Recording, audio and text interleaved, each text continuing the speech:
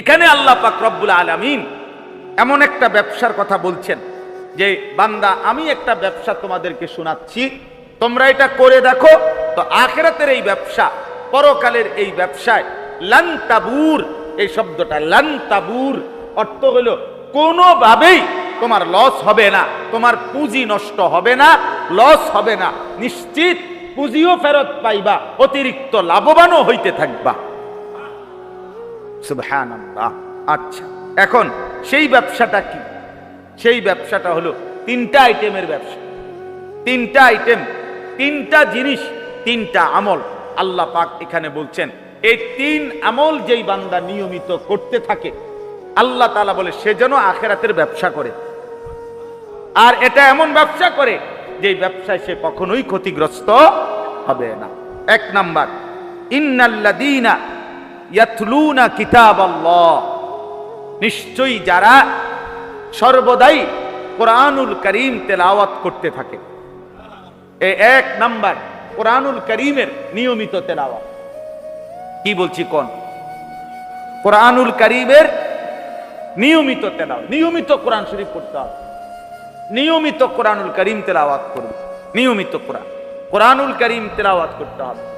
নিয়মিত যে কোরআনুল কারীম তেলাওয়াত করে সে যেন এমন ব্যবসা করে যে ব্যবসা কখনোই লস হবে না, বরং নিশ্চিত আখিরাত জান্নাত মিলেই যাবে, মিলেই যাবে। যেন নিয়মিত কোরআনুল কারীম তেলাওয়াত করে। ইয়াতলুনা ফেলে মুজারের শব্দ, হাল এবং মুস্তাকবিল দুইটা বুঝায়, আর মুজারে দাওয়াম এবং ইস্তেমরার বুঝায়, অর্থাৎ মুজারে সর্বদা বুঝায়, সর্বদা। এটা আরবি গ্রামারের শব্দ, বুঝাইলাম আর কি। অর্থ হইল যে কোরআনুল কারীম তেলাওয়াত করতে থাকে, প্রতিদিন নিয়মিত, নিয়মিত সর্বদাই যে কোরআনুল কারীম তেলাওয়াত। আমার প্রিয় ভাই, আমার বাপ, কোরআনুল কারীমের তেলাওয়াত এটা অনেক বড় একটি ইবাদত, একটা বড় বরকতময় একটা আমল। আল্লাহর নবী সাল্লাল্লাহু আলাইহি সাল্লাম থেকে শুরু করে সমস্ত সাহাবায়ে কেরাম, আউলিয়ায়ে কেরাম, বুজুর্গানে দ্বীন, উলামায়ে কেরাম, মুহাদ্দিসিনে কেরাম, সমস্ত নেককার মুমিন আল্লাহর প্রিয় বান্দার একটা বিশেষ সিফাত যে তারা যুগে যুগে কোরআনুল কারীম তেলাওয়াত বেশি করতেন, বেশি তেলাওয়াত। আমরা কিতাবে পড়ছি ইমাম জুহরি রাহমাতুল্লাহি আলাইহি রমজান মাস আসলে তিনি সরাসরি বলতেন ইন্নামা হুয়া তিলাওয়াতুল কোরআন, আরে রমজান এ তো শুধুই কোরআনুল কারীমের তেলাওয়াত। ইমাম মালিক রাহমাতুল্লাহ আলাইহির জীবনীতে লিখছে, ইমাম মালিক রাহমাতুল্লাহি আলাইহি যখন রমজান আসতো ইয়াফিরু মিন কিরাআতিল হাদিস ওয়া মুজালাসাতি আহলিল ইলম ওয়া আকবালা ইলা তিলাওয়াতিল কোরআন মিনাল মাসহাফ। ইমাম মালিক রাহমাতুল্লাহি আলাইহি জগৎ বিখ্যাত ইমাম ছিলেন, মদিনার ইমাম ছিলেন, মসজিদে নববীর ইমাম ছিলেন। রাসূলুল্লাহ সাল্লাল্লাহু আলাইহি সাল্লামের রওজা আতহারের সামনে আল্লাহর রাসূলের হাদিস পড়াইতেন। সেই তিনি যখন রমজান আসতো তো হাদিস পড়ানো বন্ধ করে দিতেন, উলামায়ে কেরামের সাথেও বসা বন্ধ করে দিতেন, একাকী হয়ে যেতেন আর শুধুই কোরআনুল কারীম তেলাওয়াত করতে থাকতেন। হযরতে কাতাদা রাহমাতুল্লাহি আলাইহি এক বিশ্ববিখ্যাত বুজুর্গ কাতাদা, উনার ব্যাপারে লিখছে কিতাবে। হযরতে কাতাদা রাহমাতুল্লাহি আলাইহি সারা বছর প্রতি 7 দিনে এক খতম কোরআন শরীফ পড়তেন। রমজান মাসের প্রথম দিন থেকে 20 দিন পর্যন্ত প্রতি 3 দিনে এক খতম কোরআন শরীফ পড়তেন। রমজানের শেষ 10 দিন প্রত্যেক দিন এক খতম কোরআন শরীফ পড়তেন। হ্যাঁ, শেষ দশক এভাবে পড়তেন, প্রতিদিন এক খতম, 10 দিন 10 খতম।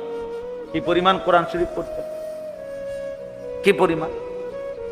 রাসূলুল্লাহ সাল্লাল্লাহু আলাইহি ওয়াসাল্লামের হাদিস, বুখারীর riwayat, হযরত আব্দুল্লাহ ইবনে আব্বাস রাদিয়াল্লাহু তাআলা আনহুমা তিনি বর্ণনা করেছেন যে রাসূলুল্লাহ সাল্লাল্লাহু আলাইহি সাল্লামের কাছে প্রত্যেক রমজানে, প্রতি রমজানে, প্রতি রাতে হযরতে জিবরিল, ওয়া কানা জিবরিলু ইয়ালকাহু ফি কুল্লি লাইলাতিন মিন রমাদান, হযরতে জিবরিল আলাইহিস সালাম রমজানের প্রতি রাত্রে আল্লাহর নবীর কাছে আসতেন। ফায়ুদারিসুহুল কোরআন, এবং পুরা কোরআন একবার জিব্রাইল নবীজিকে শুনাইতেন, একবার নবীজি জিব্রাইলকে শুনাইতেন। পুরা মাস না পুরো প্রতি রাত? বুঝছেন কিনা বাংলাটা? কথাটা বুঝছেন কিনা বলেন? প্রত্যেক রাত, প্রতি রাত্রে পূর্ণ কোরআন একবার জিব্রাইল নবীকে শুনাইতেন, নবীজি একবার জিব্রাইলকে শুনাইতেন। এটা হলো তারাবির বাহিরে। রাসূলুল্লাহ সাল্লাল্লাহু আলাইহি সাল্লাম ওইখানে আপনার, আমার কাছে আরবি কিতাব আছে, ওইখানে স্পষ্ট রওয়ায়াত আছে, ওয়া কানা সাল্লাল্লাহু আলাইহি ওয়াসাল্লাম ইউতিলুল কিরাআতা ফি রমাদান। আল্লাহর নবী সাল্লাল্লাহু আলাইহি সাল্লাম রমজান মাসে নামাজে লম্বা কিরাত পড়তেন। তাইলে নামাজে তারাবিতে আল্লাহর নবী সাল্লাল্লাহু আলাইহি সাল্লাম জিব্রাইলের সাথে প্রত্যেক রাত্রে একবার পূর্ণাঙ্গ কোরআন নিজে একবার পড়তেন, জিব্রাইল থেকে একবার শুনতেন। এটা একটা।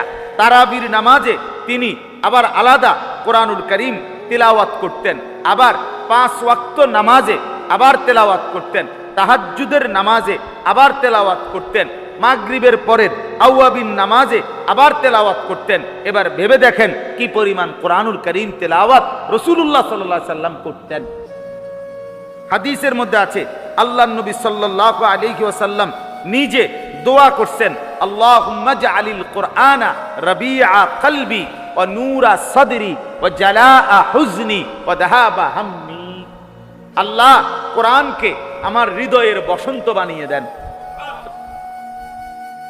হৃদয়ের বসন্ত বানিয়ে দেন, আমার বুকের আলো বানিয়ে দেন, আমার দুঃখ বেদনার উপশমকারী বানিয়ে দেন, আমার সব চিন্তা পেরেশানির দূরকারী কোরআনকে বানিয়ে দেন।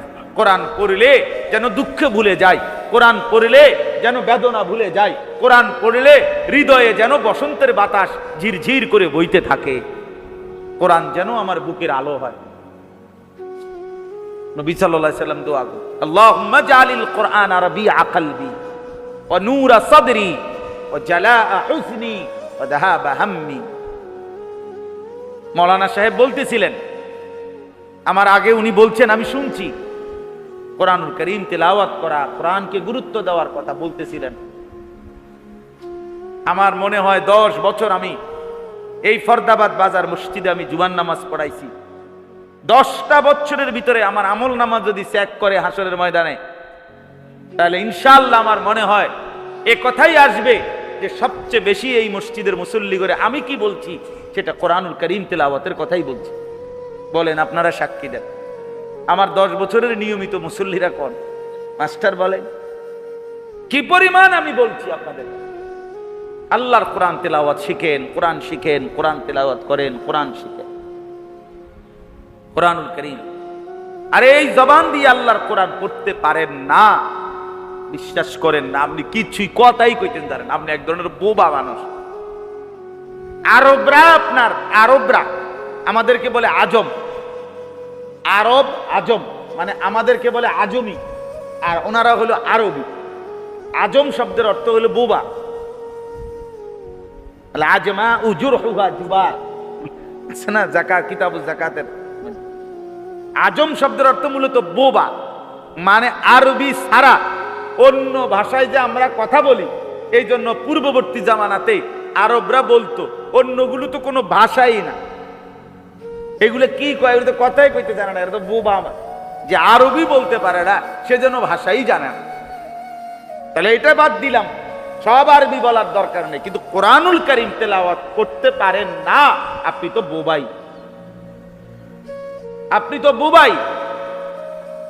এজন্য আল্লাহ তাআলা বলছে, ইন্নাল্লাযীনা ইয়াতলুনা কিতাবাল্লাহ, নিশ্চয়ই যারা কোরআনুল কারীম তেলাওয়াত করে, নিয়মিত কোরআন তেলাওয়াত করে। সাহাবায়ে কেরাম নিয়মিত কোরআন তেলাওয়াত করতেন।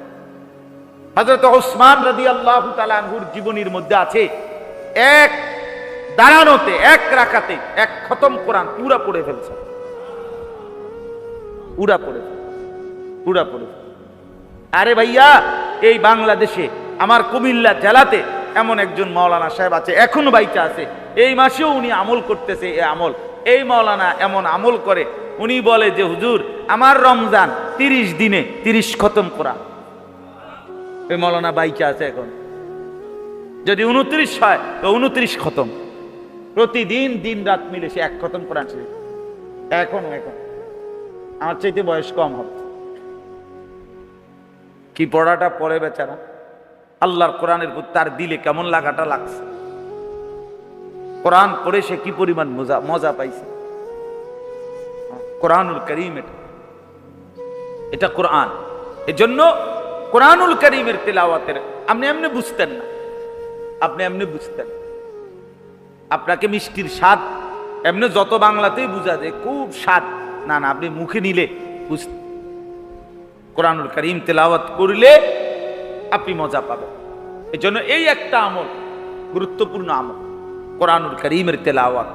কোরআনুল কারীমের তেলাওয়াত সমস্ত সাহাবা, আউলিয়া, উলামা কোরআনুল কারীম তেলাওয়াত করত।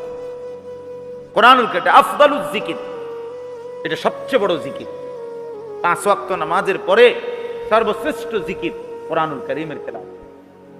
আমরা কিতাবে পড়ছি কোরআনুল কারীমের 4টা বৈশিষ্ট্য লিখছেন মুসান্নিফ। একটা হলো কোরআনই হচ্ছে খায়রুল কালাম, কথার মধ্যে সবচেয়ে উত্তম সর্বশ্রেষ্ঠ কথা কোরআন। আহসানুল কালাম, কোরআন সবচেয়ে সুন্দর কথা কোরআন। আসদাকুল কালাম, সবচেয়ে সত্য কথা কোরআন। আনফাউল কালাম, সবচেয়ে উপকারী কথা কোরআন। খায়রুল কালাম, আহসানুল কালাম, আসদাকুল কালাম, আনফাউল কালাম। সবচেয়ে শ্রেষ্ঠ কথা কোরআন, সবচেয়ে সুন্দর কথা কোরআন, সবচেয়ে সত্য কথা কোরআন, সবচেয়ে উপকারী কথা কোরআন।